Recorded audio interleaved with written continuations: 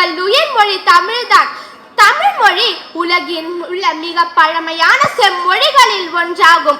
அறிவும் அழகும் பண்பாடும் நிறைந்ததால் தமிழ் மொழி ஒரு பொற்கிடங்கு என்று அழைக்கப்படுகின்றன.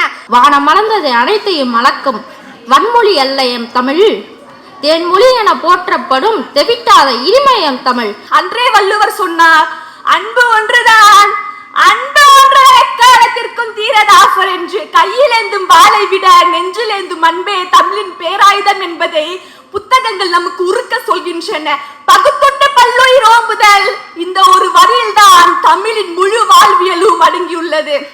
தமிழனாக வாழ்ந்ததற்காக பெருமைப்படுவோம், தமிழனாக வாழ்ந்து உலகை காப்போம். தமிழ் என்பது வெறும் மொழி அல்ல, அது நம் தாய், அடையாளம், பண்பாடு, மரபு அனைத்தையும் தாங்கி நிற்கும் ஒரே பொற்கிடங்கு.